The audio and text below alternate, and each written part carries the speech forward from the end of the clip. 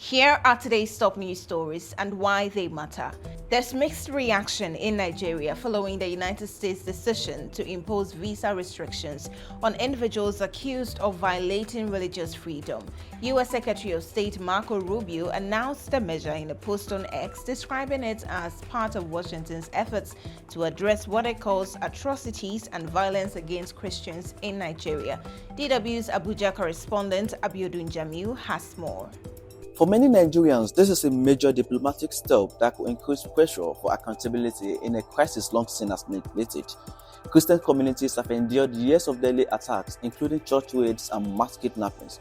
Right groups describe the pattern as a slow-moving genocide, a claim strongly denied by the Nigerian government and security analysts. The U.S. decision to impose visa bans on perpetrators, their sponsors and officials who fail to act is viewed by some as a potential game-changer. Others, however, question whether this approach will deliver real results. Here is what Nigerians are saying.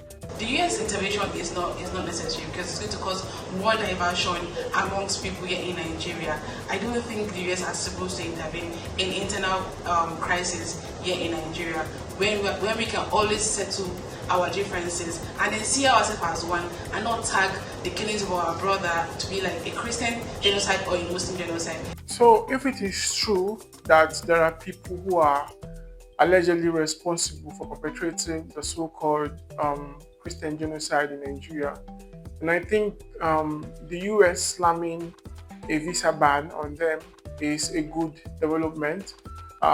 This way, it's the US is helping to hold people, terror financiers accountable.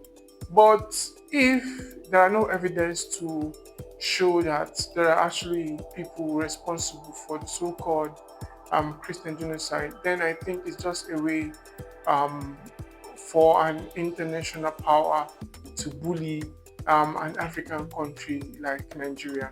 South Africa's former president, Jacob Zuma, is back in court as his nearly 2-decade-long corruption trial continues. What's the case about?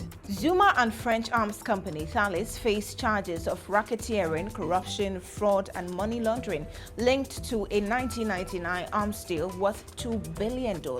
Prosecutors allege Zuma accepted an annual payment of 500,000 rand, about $34,000 from Thales in exchange for shielding the company from investigation.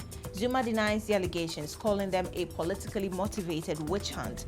The 2-day hearing, which continues on Friday, is Zuma's attempt to stop the case from proceeding.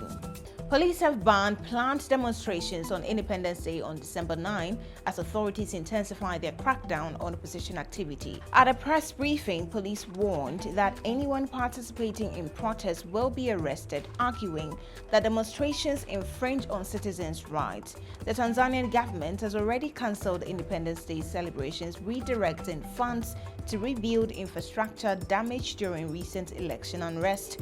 Security forces were previously accused of killing dozens of protesters who opposed President Suluhu Hassan's victory in October. Police say the ban aims to prevent a repeat of the bitterness and harm seen during those protests. That's all we have for you today. Don't forget to leave a comment, share, like, and subscribe to our channel, DW Africa. I am Ajua Tinkrama Domina.